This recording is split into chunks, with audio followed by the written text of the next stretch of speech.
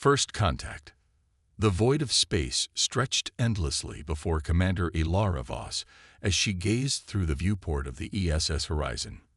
Humanity's most advanced deep space exploration vessel glided silently through the darkness, over 3 light-years from Earth, farther than any human had ventured before. Commander, we're detecting unusual energy signatures from the Kepler-438 system, Lieutenant Chen reported, his fingers dancing across the holographic display. It doesn't match any known pattern in our database. Ilara moved to his station, studying the readings with narrowed eyes. After 15 years in the United Earth Space Command, she learned to trust her instincts. Adjust course, Lieutenant. Let's take a closer look. Ma'am, that would add 6 months to our mission timeline, Chen reminded her. I'm aware, Lieutenant. Her voice carried the quiet authority that had earned her command of humanity's most ambitious expedition. Sometimes the most important discoveries lie where we least expect them. As they approached Kepler-438, the anomalies intensified. What they initially believed to be unusually active solar flares revealed themselves as something else entirely, artificial structures orbiting the system's habitable planet. My God, whispered Chief Science Officer Dr. Maya Okafor as the telescopic images clarified on the main screen. Those are vessels. Massive ones. The crew fell silent as the implications washed over them. After centuries of searching the stars, humanity had finally found proof they weren't alone. Open a channel on all frequencies, Ilara ordered, her heart hammering against her ribs. Universal greeting protocol. For 3 days, they transmitted peaceful messages while maintaining a cautious distance. On the 4th day, they received a response, not in radio waves or light signals, but as a quantum transmission that somehow bypassed their communication systems entirely, appearing directly on their main display. The alien face that materialized was vaguely humanoid, hairless with silvery blue skin, large almond-shaped eyes with vertical pupils, and a narrow mouth. When it spoke, the ship's AI translated in real time. Unidentified vessel, you have entered Araxian-controlled space. Identify yourself and state your purpose. Ilara stepped forward, shoulders squared. I am Commander Ilara Voss of the Earth Spaceship Horizon. We are explorers from the planet Earth, seeking peaceful contact with other intelligent species. The alien's expression remained unreadable. Earth. We have no record of this world or its species. Its head tilted slightly. Your technology is primitive. How did you reach this distance? Ilara explained their antimatter catalyzed fusion drive, a technology Earth scientists had perfected only a decade earlier. The alien, who introduced himself as High Commander Terrace of the Araxian hegemony, seemed unimpressed but curious. You may approach our orbital station for diplomatic exchange, Terrace finally stated. We will guide your vessel to an appropriate docking location. As they followed the coordinates, the true scale of the Araxian presence became clear. Massive orbital structures encircled the planet, some appearing to be shipyards, others possibly habitats or defense platforms. Their smallest vessels dwarfed the horizon, which had been Earth's crowning technological achievement. They're at least 3 centuries ahead of us technologically, Maya murmured, analyzing the sensor data. Maybe more. The diplomatic exchange began cordially enough. The Araxians provided quarters suitable for human physiology and shared information about their civilization, a spacefaring empire spanning dozens of star systems, governed by a technocratic elite. They seemed particularly interested in human biology, psychology, and history. Your species developed rapidly, observed Carix, an Araxian scientist assigned to liaise with the human delegation. From primitive tools to space travel in less than 10,000 years. Most sentient species take far longer. We've always been driven to explore, to push boundaries, Ilara explained. It's in our nature. An interesting evolutionary adaptation, Carix noted dispassionately, though perhaps ultimately self-destructive. On the 3rd day, High Commander Terrace summoned them to the station's central chamber, a vast dome with views of the planet below. The atmosphere had shifted.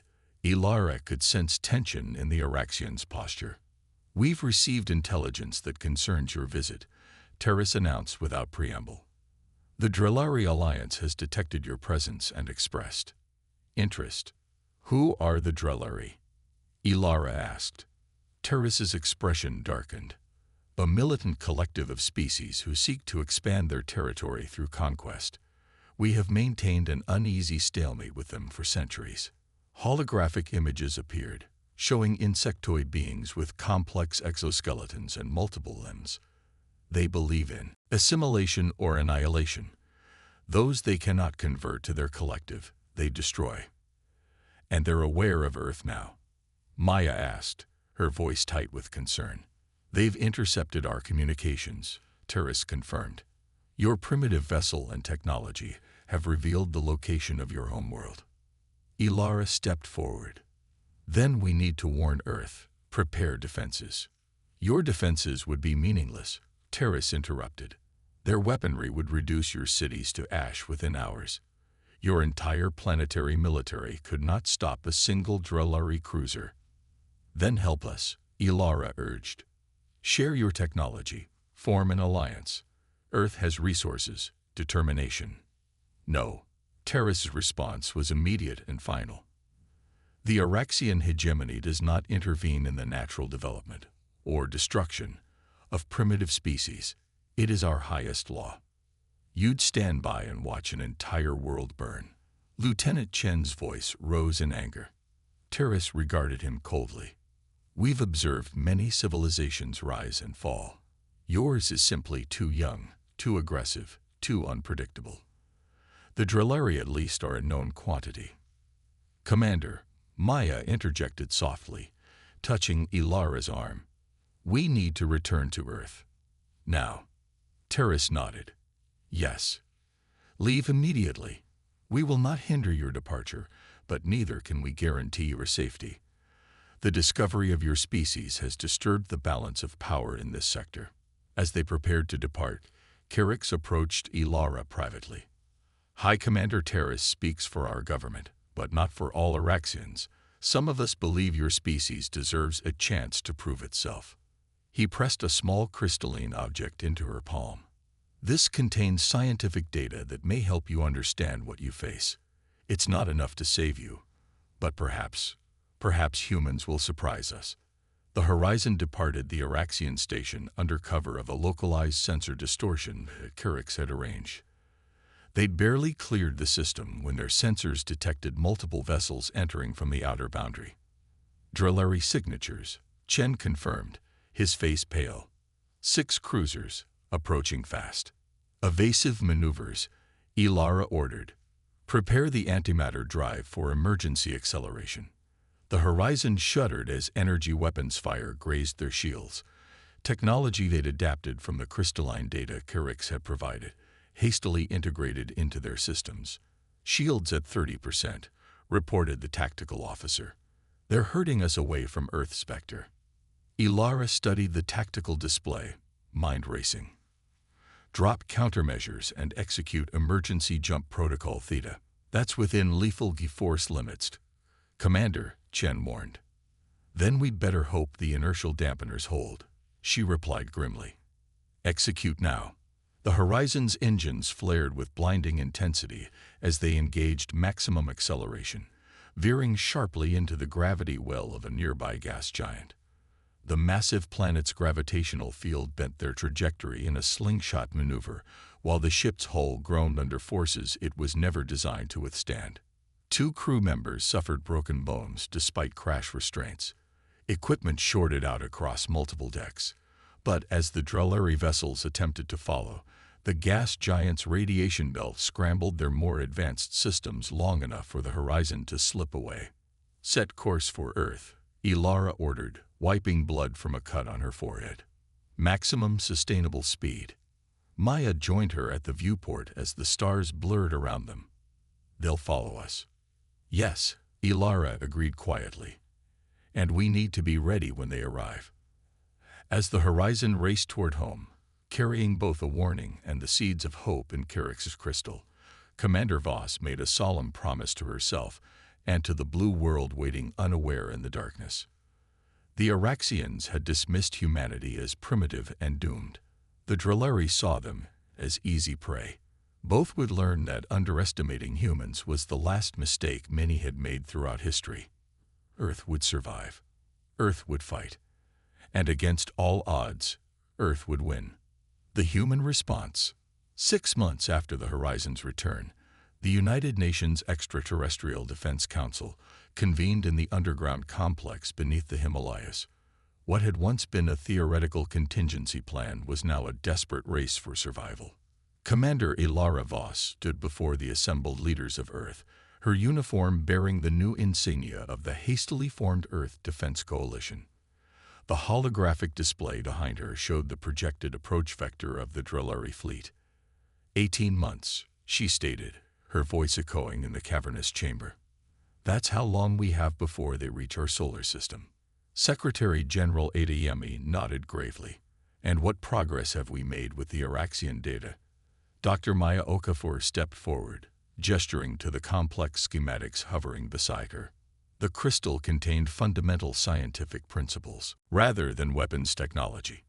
It's like they gave us calculus instead of missiles. Powerful knowledge, but requiring significant development. Can we weaponize it in time? Asked the Chinese premier. We're trying, Maya replied. We've made breakthroughs in shield technology, material science, and power generation. But we're building on alien concepts with human tools. It's like trying to construct a quantum computer using Stone Age tools. Not entirely, interrupted a new voice. All heads turned as Hari Chandrasekhar, the reclusive tech billionaire whose companies had revolutionized everything from artificial intelligence to manufacturing, strode into the chamber. The Araxians may see us as primitive, Hari continued, but they're judging us by their evolutionary timeline, not our capabilities. Humanity advanced from horse-drawn carriages to interplanetary travel in barely a century. Adaptability is our superpower. He activated his own holographic display, revealing designs for massive orbital platforms. We don't need to match their technology. We need to combine what we've learned with what we already do best. In the months that followed, Earth transformed. The old national rivalries dissolved in the face of extinction.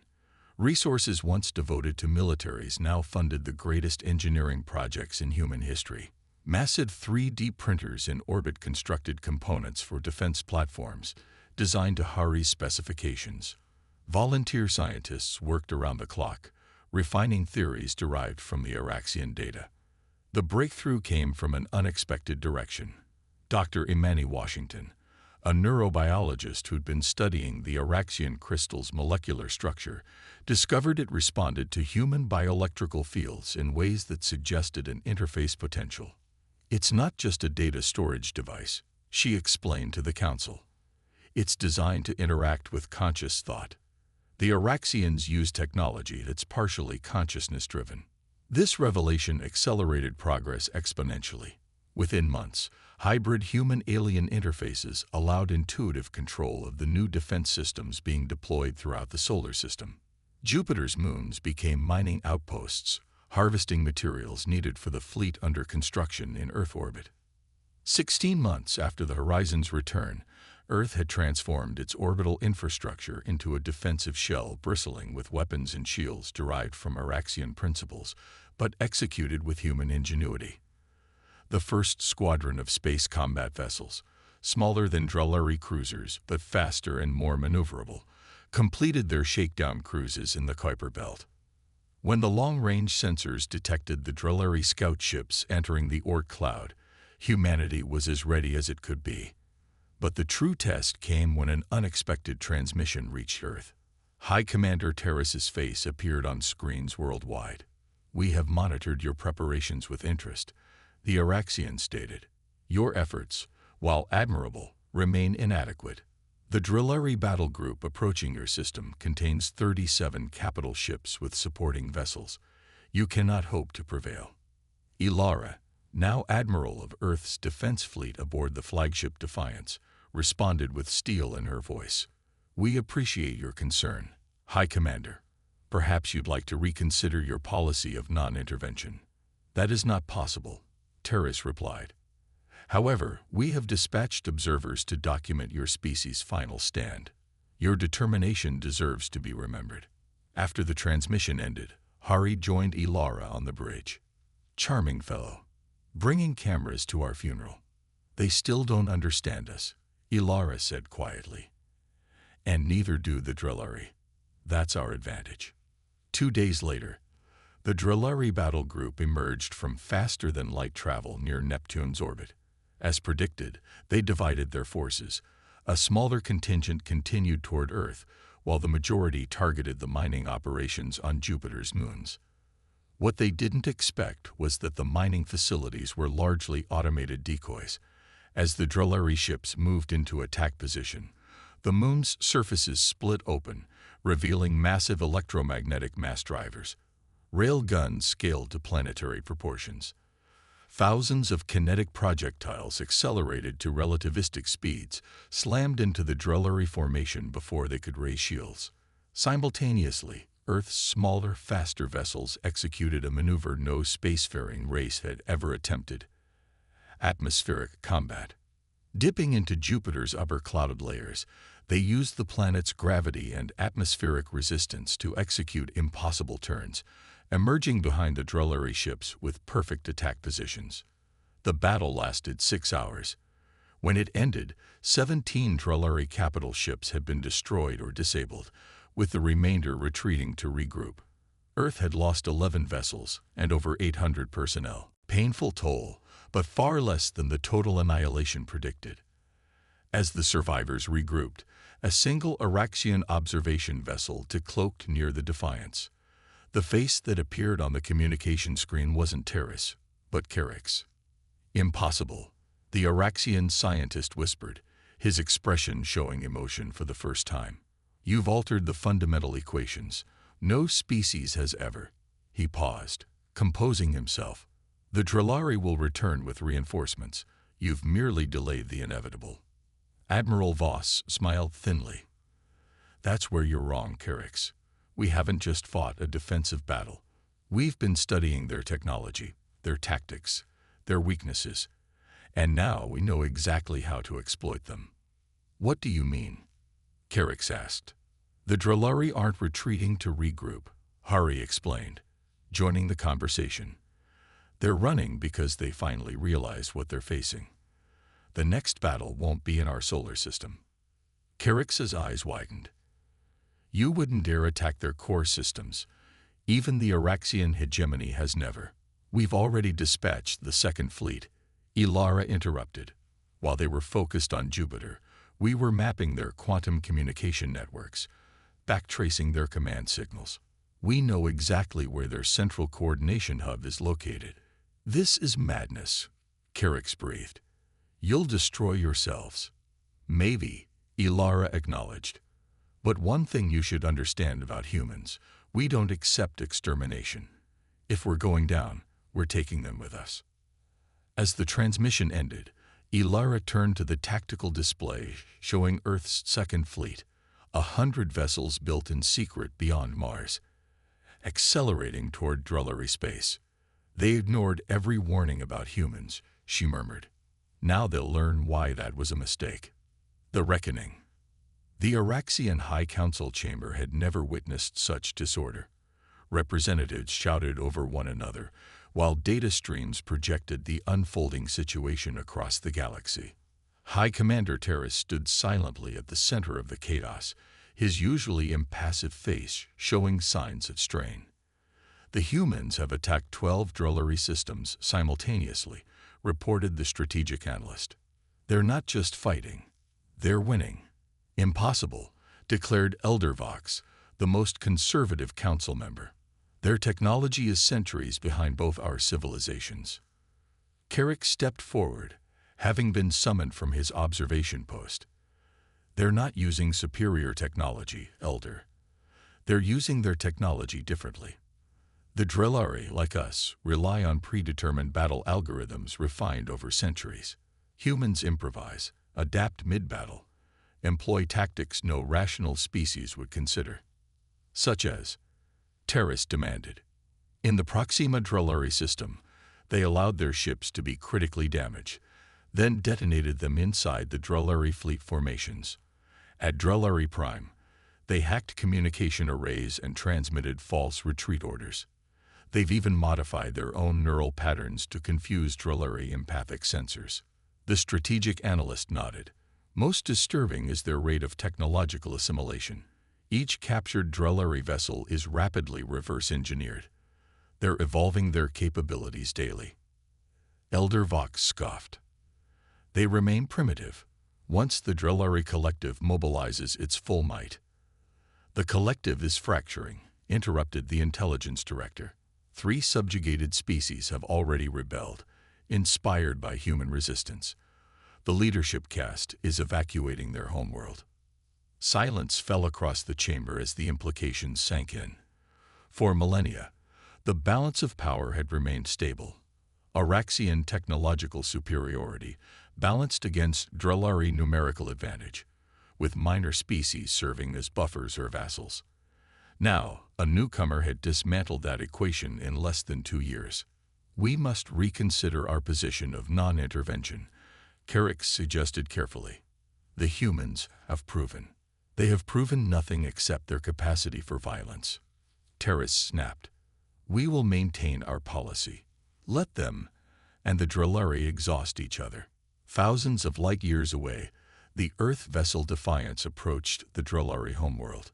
The journey had taken months, even with the reverse-engineered drive systems captured from earlier engagements. Admiral Ilara Voss stood on the bridge, surveying the massive planetary defense grid surrounding the insectoid species' ancestral home. Final status report, she ordered. Coalition fleet at 89% combat readiness. Lieutenant Chen responded, now her XO. All vessels in formation. The Drillari have concentrated their remaining capital ships in defensive positions around the primary habitation rings. Dr. Maya Okafor, who had integrated her scientific expertise with military strategy, studied the sensor readings. Their quantum communication network is still disrupted from our cyber assault. Individual hive commanders are operating independently. They can't coordinate effectively. Ilara nodded. And our special package. Ready for deployment, confirmed Hari Chandrasekhar, who had insisted on joining this final mission. Though I still think there's another way. We've offered peace terms 6 times, Ilara reminded him. They've responded with genocide threats. This ends today. She opened a channel to the fleet. All vessels, execute Operation Prometheus. The Earth fleet separated into 3 battle groups, each targeting a different section of the Drillari defense grid. As predicted, the defenders moved to intercept, their formations textbook perfect and perfectly predictable. What followed wasn't just a battle but a demonstration. Earth vessels danced between Drillari formations, exploiting blind spots in their sensor arrays that no one had ever thought to target. Human pilots pushed their ships beyond safety parameters, executing maneuvers that AI systems would have rejected as too risky. Each engagement showed the fundamental difference between the civilizations, one bound by millions of years of evolutionary programming, the other defined by their refusal to accept limitations. When the Defiance finally broke through to the planet's upper atmosphere, trailing smoke from multiple hull breaches, a transmission from the surface interrupted their advance. We request cessation of hostilities, declared the Drillari Supreme Hive Commander, its mandibles clicking in agitation. Your species' irrationality cannot be calculated or countered. We propose immediate armistice. Ilara exchanged glances with her bridge crew before responding. Your previous communications made it clear that coexistence wasn't possible. What's changed? You have demonstrated unexpected variables. Our models failed to predict your responses. This requires reassessment. Translation. They were terrified. The species that had conquered hundreds of worlds across decades of expansion had encountered something they couldn't assimilate or understand. These are our terms, Ilara stated firmly. Complete withdrawal from all territories taken by force. Reparations to subjugated species. dismantling of your planet-killer weapons platforms, and recognition of Earth and its colonies as sovereign and inviolable. The Hive commander's compound eyes flickered, the Drellari equivalent of disbelief. Such terms are without precedent. So is surviving an encounter with humanity, Hari interjected. Consider it a unique privilege. After the formal surrender was transmitted and verified, Maya approached Ilara privately. You never intended to use the quantum resonance device, did you? It would have destabilized their planet's core. Ilara's expression remained neutral. They didn't need to know that. Sometimes the perception of capability is as effective as the capability itself. Admiral, Chen interrupted. We're detecting multiple Araxian vessels decloaking near the outer defense perimeter. On the main view screen, a familiar face appeared. Not Terrace, but Carix, now wearing the insignia of the High Council. Admiral Voss, he greeted her. The Araxian hegemony wishes to extend formal diplomatic recognition to the Earth Coalition. Ilara raised an eyebrow. A convenient time to recognize us, now that we've neutralized your primary rival. Carix had the grace to look uncomfortable. Recent events have inspired reconsideration of certain policies. My government proposes a summit to discuss mutual security interests and technology exchange, Hari asked pointedly. Among other possibilities, Carix acknowledged. Your species has demonstrated unique approaches that even our advanced civilization might benefit from studying. After the transmission ended, Ilara stood at the viewport, gazing at the stars beyond the Drellari homeworld. In less than 2 years, humanity had gone from near extinction to reshaping the power dynamics of an entire sector of the galaxy. What are you thinking? Maya asked, joining her. I'm thinking about warnings, Ilara replied. The Araxians warned the Drellari about underestimating us. The Drellari warned their allies about our unpredictability, and no one listened. And now? Now we become the warning, Ilara said quietly. The species that refused extinction. The primitives who rewrote the rules of interstellar power in a single generation. She turned from the viewport as the order came to begin the journey home. Earth awaited their return, not as desperate survivors, but as architects of a new galactic order. Across dozens of worlds, the story spread among species both ancient and emerging. They ignored the warnings about humans. They dismissed them as primitive, predictable, easily conquered. It was the last mistake they ever made.